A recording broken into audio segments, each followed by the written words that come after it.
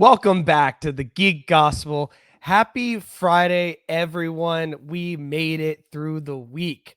And with the making it through the week comes more things to watch. And boy, has there been some good stuff to watch.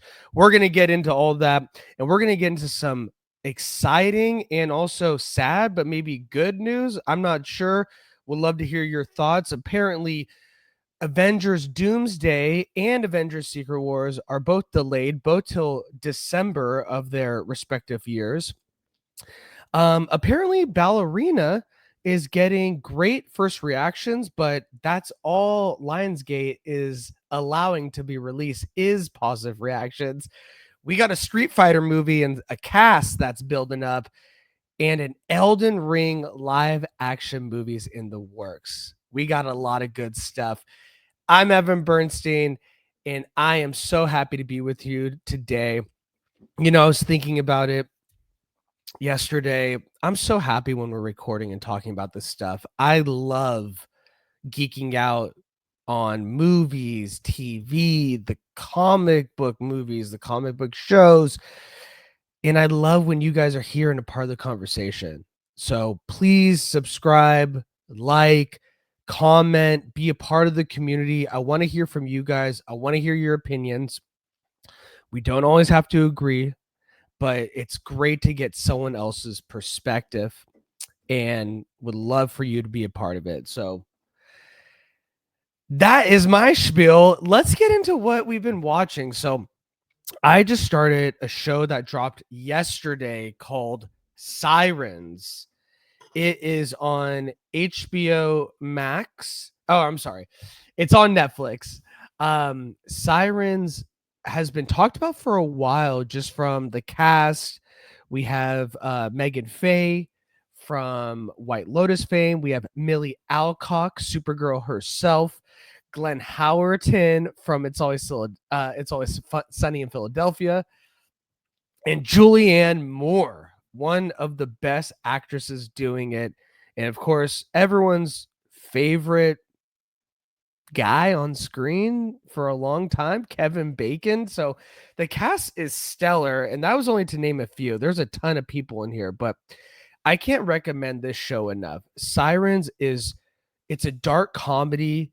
It is out there sometimes. It is kind of an homage, I guess, to like the sirens of Homer's The Odyssey, these mermaids that are able to like hypnotize and capture men's hearts. And it plays a little bit off of that, but it revolves around these two sisters who get both attracted to this Julianne Moore, who is on this really nice like mansion island, and it is fantastic. It's only 5 episodes, limited series, really easy watch, so I would highly recommend it. On top of that, I've been recommending this a lot, but we just saw the penultimate episode yesterday. It is Your Friends and Neighbors. If you are not watching this, you should get on this. This show is absolutely incredible. The pacing, the storytelling. It seems like we're in a world where shows are really interesting about showing the 1%. The villain of all our stories, the people that are at the highest, making all the millions and billions and leaving us all in the dust. But this show, John Hamm, Amanda Peet, Olivia Munn, Hoon Lee from Warrior, which we're about to get into in a second. The cast is stellar, and John Hamm is at the height of his powers, especially when he's leading a show like this. He is so entertaining. He's so fun to watch. The show is captivating, and honestly, Apple TV Plus, it keeps killing it. They're up there now with pretty much HBO as setting the standard of great storytelling television. I had to yell at my dog. I don't want you guys to hear. uh, So I can't recommend this show enough. Your Friends and Neighbors, 9 episodes. The finale drops next week.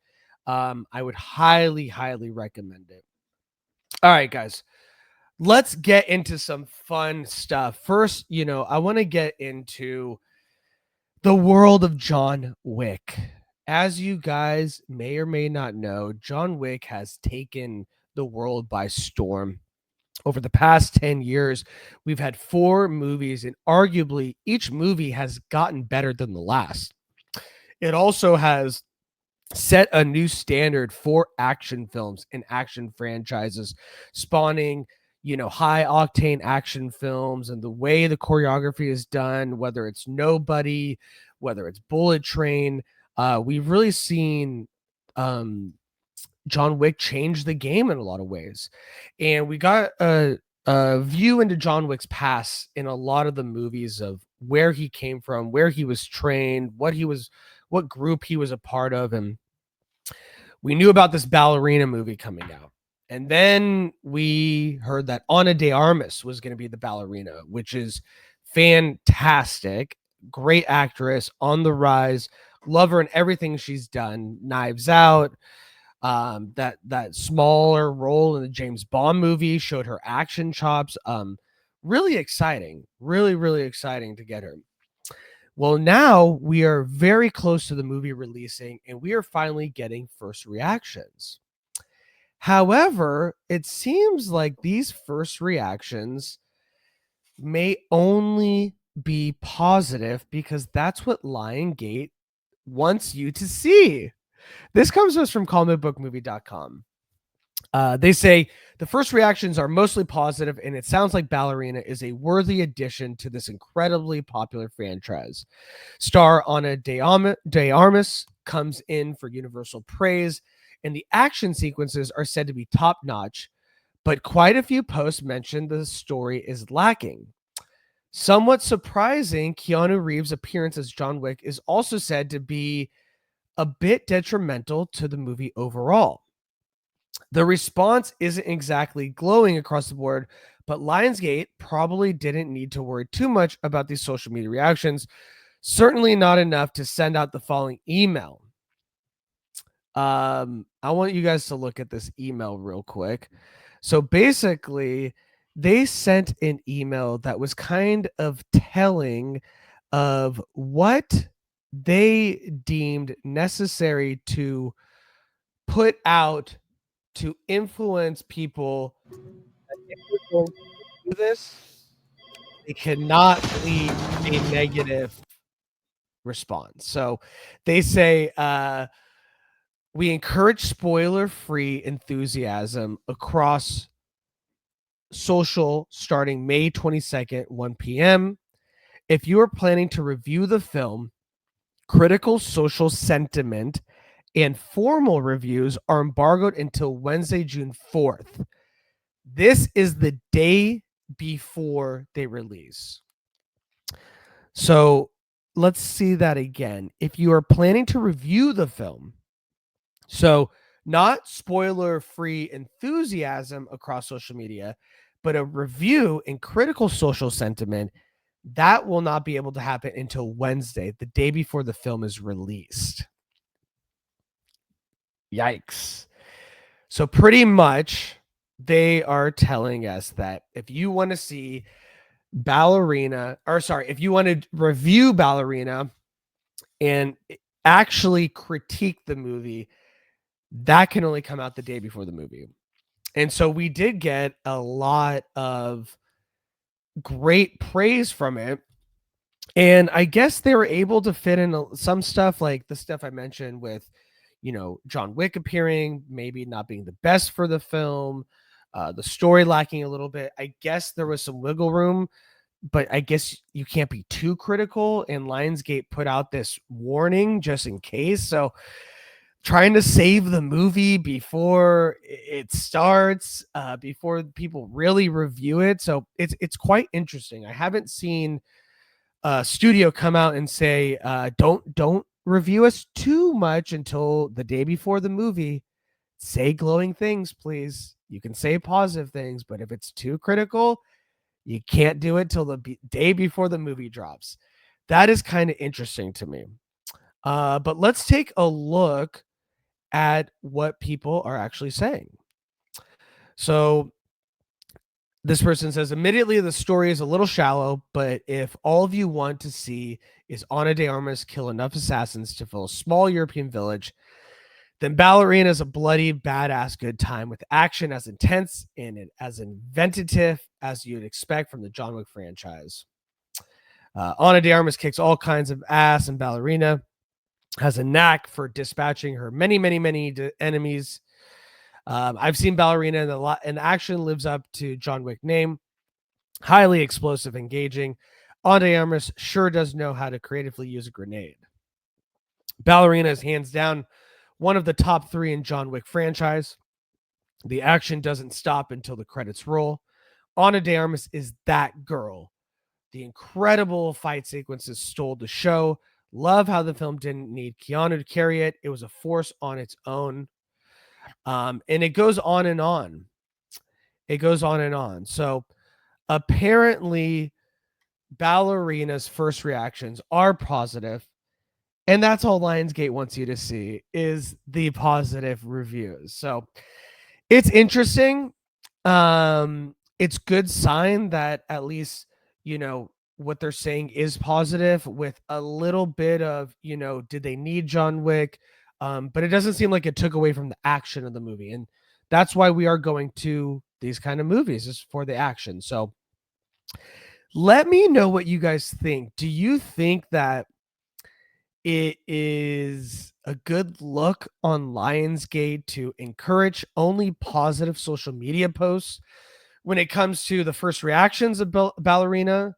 Does this bode well holding the critical posts until the day before it releases?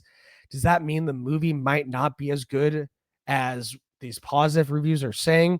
Let me know what you guys think in the comments below. All right, guys. Let's move on to this. So I did not know a Street Fighter movie was going to be on my bingo card for 2025. But boy, are we getting a Street Fighter movie. And we got a cast to go along with it.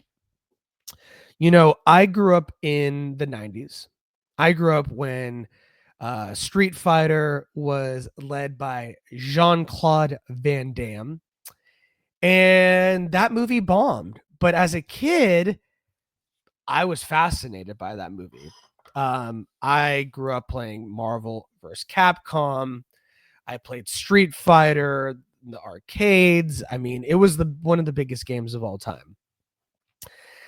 And then the movie came out, and a lot of those careers maybe got a little hindered.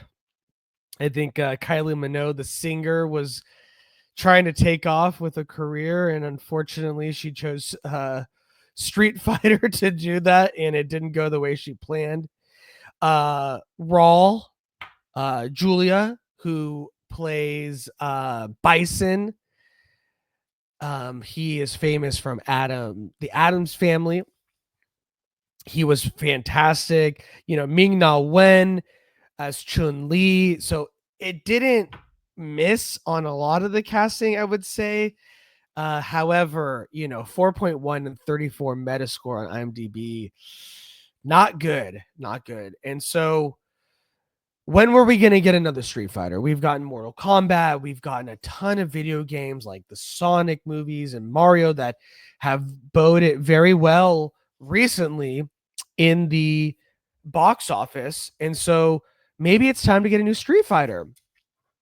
And lo and behold, unbeknownst to everyone, we are getting a new Street Fighter. And we got a cast to boot. And this comes to us from cosmicnews.com. They are saying the Street Fighter movie is in development and gets an all-star cast with Jason Momoa, Roman Reigns, Andrew Koji, and Noah Centineo, all in talks for a role. If they're in talks, it's most likely their cast. As we know, Jason Momoa who is our Aquaman from the past and now our Lobo from the future, is coming hot off a $900 million Minecraft movie. Roman Reigns is taken over the WWE and is a superstar in his own right. Andrew Koji, who is incredible. We talked about that actor from Your Friends and Neighbors. Andrew Koji was the star of Warrior, which you can see on HBO Max and also currently streaming on Netflix. He is fantastic. If you guys haven't seen Warrior, highly recommend it.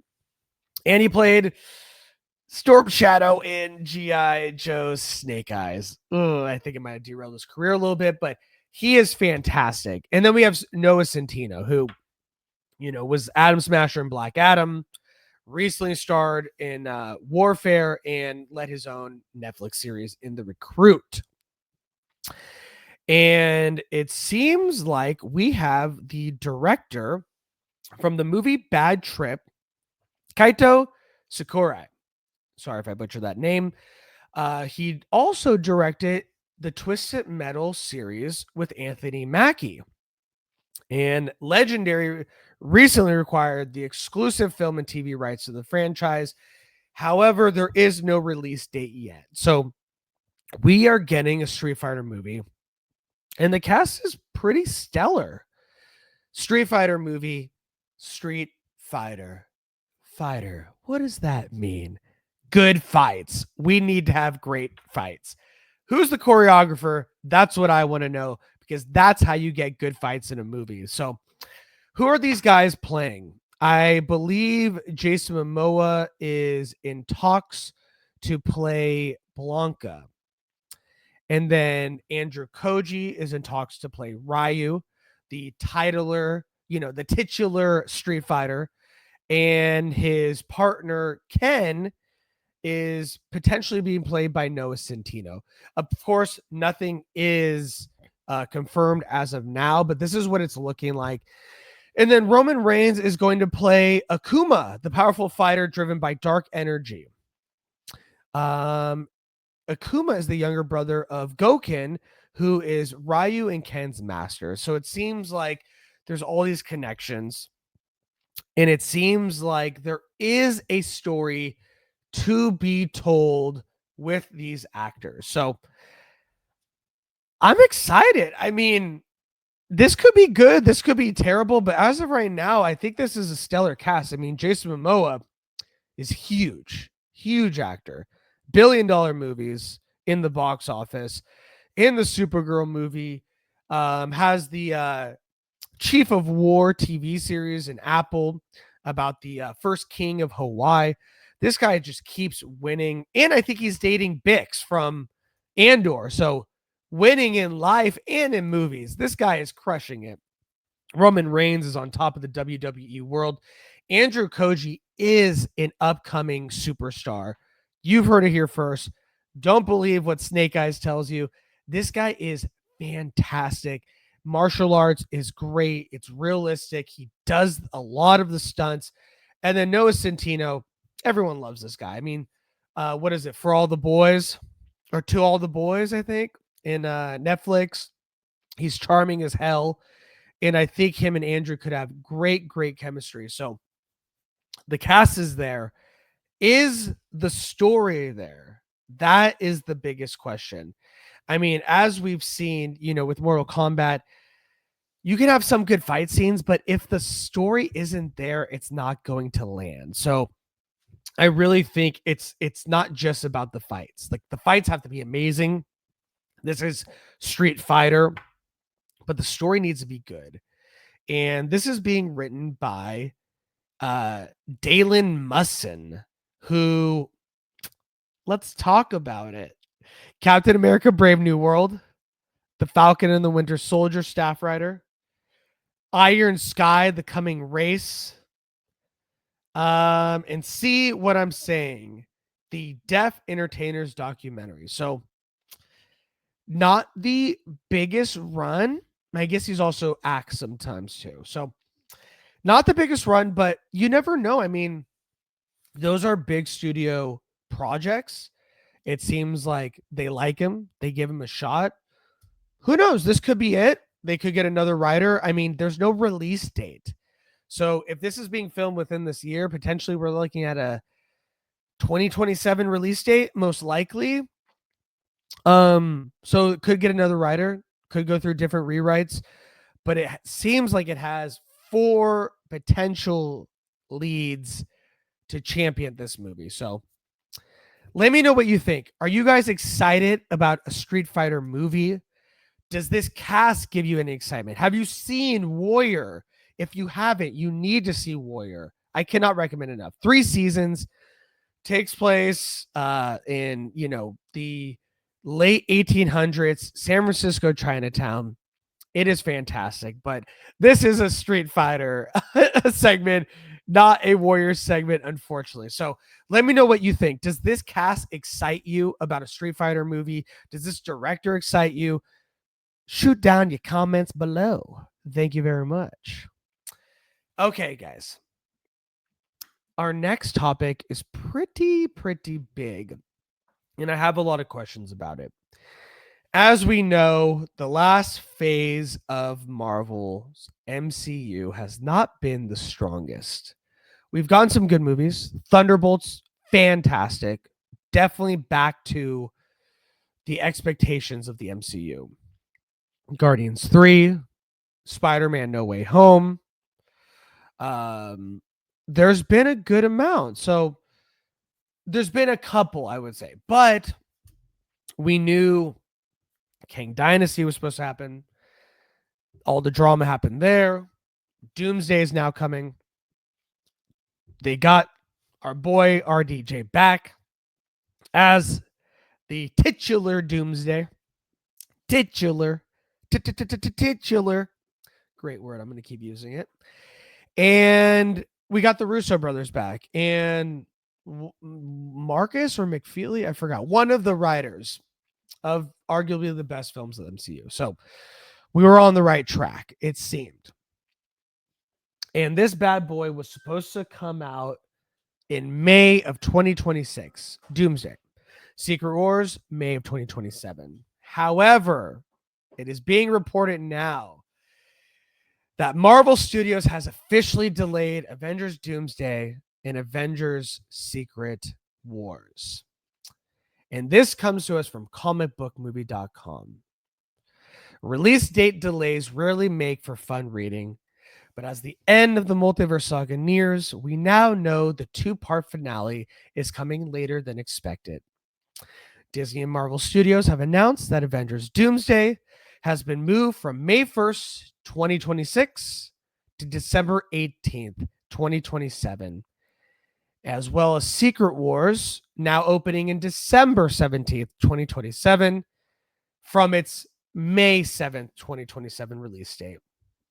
While there's bound to be some disappointment surrounding this news, there were telltale signs that Doomsday might be delayed. The movie didn't start shooting until roughly a year before its release, and it also seems strange for Disney to release an Avengers movie within a few weeks of a Star Wars one, The Mandalorian and Grogu, on May 22nd. Ultimately, this feels like the right move on Disney's part.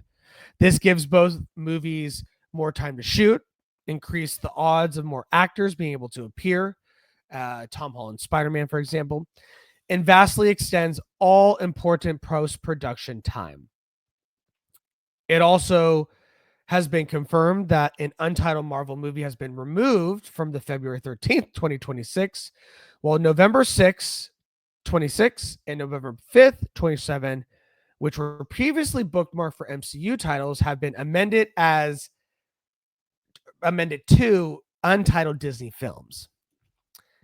Back to Spidey for a moment.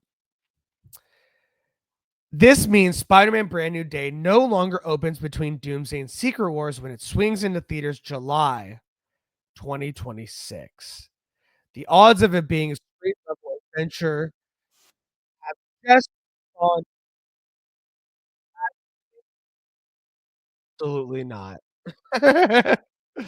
So it seems like this might be a good thing for Spider-Man Brand New Day. While previous Avenger movies found huge success in May, Countless franchises, Avatar, Spider-Man, Star Wars, to name a few, have similarly broken box office records in December. That's no doubt what Disney is hoping for. Who could blame them for backing down from Grand Theft Auto 6? So it seems like, unfortunately, when it comes to Avengers Doomsday and Secret Wars, we're not getting them as soon as we thought. Is this a bad thing? Well, comicbookmovie.com doesn't seem to think so. And I tend to agree. I think this would have been way too rushed. As we reported on previously, the scripts are being written as the movie's being shot. The cast is being announced or joined into the movie as it's being shot. It seems like it was extremely rushed. Extremely rushed. And so this might bode very well for both these movies and for Spider-Man. However, how much does it change Spider-Man? Because for the longest time, Spider-Man viewed as a connective tissue between these two movies, releasing between the two. Now it seems that it's releasing before them.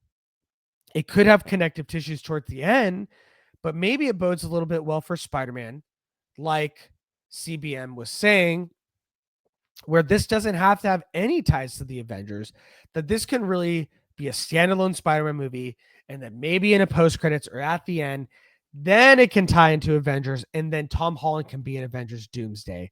That seems a lot more logical and a lot more beneficial to the storytelling of Spider-Man Brand New Day. So I think this is good news. Maybe not everyone agrees. It is a bummer that we have to wait longer, but if waiting longer means we get a higher quality, better movie, then that is good for everyone involved. So I think this is a positive thing. I think it bodes well for Secret Wars because now it's much more time for Secret Wars. So I tend to agree that this is a good thing. The delay is a positive thing for the fans and for Marvel. So does it suck that we haven't got, that we're not getting it sooner? Of course. But man, our Christmases are going to be good for 2026 and 2027. Not only are we going to be eating the Christmas ham, we are going to be taking a bite out of, no, that's a little too dirty. Different show. But as long as we get some great Marvel, imagine all the talks we're going to have with our geeky friends during the holidays. Spider-Man, the last Spider-Man, it was during the holidays as well. I believe it was a December release. Maybe it'll take place around Christmas time. There's something about the vibes of Christmas and family that's always good. Curry, what are you eating? He's always getting to something. So yeah, it seems like it's unfortunate, but let's view this as a positive thing. Let's view this as something that will make these films better. And if anything we've learned from this last phase, maybe it's better to take some time to really make these movies shine. So let me know what you guys think in the comments below. Is this a good thing? Are you bummed that we're not getting it? Do you think that Marvel just doesn't know what they're doing and they need more time? Let me know what you think in the comments below. This is a big thing, but I think it's good. All right, guys, we're going to move on to our last topic. And this last topic is the Elden Ring live action movie in the works with A24 and director Alex Garland. And this comes to us from The Wrap. Alex Garland is set to write and direct a live action film adaptation of From Software Inc.'s world renowned video game Elden Ring for A24 and Bandai Namco Entertainment. They just announced yesterday. Elden Ring was created under the guidance of Hidetaka Miyazaki. I butchered it. Based on a mythological story written by George R. R. Martin, author of the fantasy novel series Game of Thrones. Elden Ring is an action RPG set in authentic dark fantasy. The film allows players to explore vast environments in dungeons to discover unknown and enjoy the sense of accomplishment that comes with overcoming obstacles and challenges. Sounds like a video game. Combining the development capabilities from these two marketing or companies, this title was released on February 25th, 2022, and has shipped more than 30 million units worldwide. This seems awesome. So let's dive a little bit into what is Elden Ring. So it seems like well, let's dive into first the A24 and Alex Garland of it all. So as you guys know, Alex Garland has been absolutely crushing it recently. He just came out with Warfare, which is a very surreal take at Warfare. He just came out not too long ago last year with Civil War, which was a highly intensive and visceral look at what it could look like if Civil War happened in today's day and age. He's given us Ex Machina. And then on top of that, Annihilation, which I personally really love. And then on top of that, A24. And A24 has given us very, very powerful auteur niche films. And so it seems like this is the first time they're diving into a very big market with a very big potential blockbuster film in Elden Ring.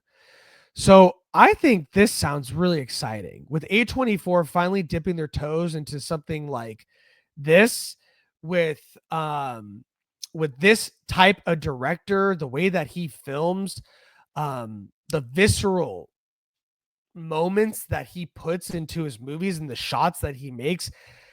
I think this could be a fantastic movie. Even by this, poster alone, this looks like this could be on the level of Don't Hurt Me, Don't Hurt Me, Lord of the Rings, Game of Thrones. I mean, there is a lot of potential here. So I think this is fantastic. So I think there's a lot that you could do.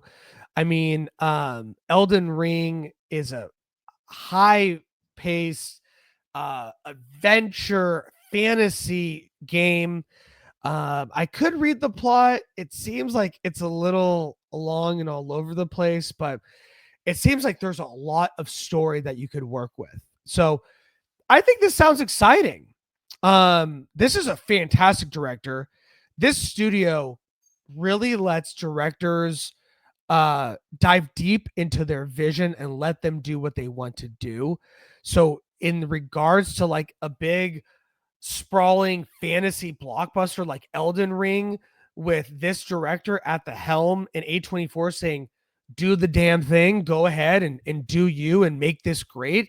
I think there's potential for a huge fantasy epic potential franchise to be on its way. And I love that A24 has finally come into a place where they can dip their toes into something this big and still have an auteur director that they've worked with before lead the charge. So I think this is great news. Let me know what you guys think, though. Are you fans of the game Elden Ring? Are you fans of Alex Garland? Have you been there for his previous films like Warfare and Civil War? Let me know what you think in the comments below. Does this excite you? All right, you guys, we got through a lot of stuff. So I think, I'm excited. There's good, potential movies on the horizon with Street Fighter, with Elden Ring. Ballerina's coming out. Seems like it's getting positive reviews, is what Lionsgate's allowing them to say. And Marvel's Avenger films are delayed, but it seems like that could be the right steps to making these films as good as possible. I'm looking on X to see if I missed anything that has come out as we're talking. Seems like Rian Johnson, still wants to make his Star Wars trilogy. Who doesn't? It seems like Zachary Levi still wants to play Shazam in the DCU. Who doesn't want to play a superhero? And it seems like we still might get, 3 villains potentially for Spider-Man Brand New Day, which, if you haven't looked at Chris's TikTok, he did report on. So take a look at our TikTok. Take a look at all our socials. We are on Apple Podcasts. We are on Spotify. We're on Twitch. And also, I did forget to mention, Doomsday will now go head to head with Dune Messiah. And as my boy Chris coined on our text chain this morning, are we going to get a Doomsday weekend? Potentially. So I'm excited. There's some good things on the horizon. Let me know what you guys think. Drop a comment below, subscribe, be a part of the community. I love hearing from you guys. I love it, even when you don't agree, because your opinions matter. This is all subjective. We are a community. We don't always agree, but what we do love is the stuff that we watch, and I want to follow along with you guys. So be along for the journey. Subscribe, like. This is the Geek Gospel. I am Evan Bernstein, and I will see you guys next time. Have a great weekend. Let's go.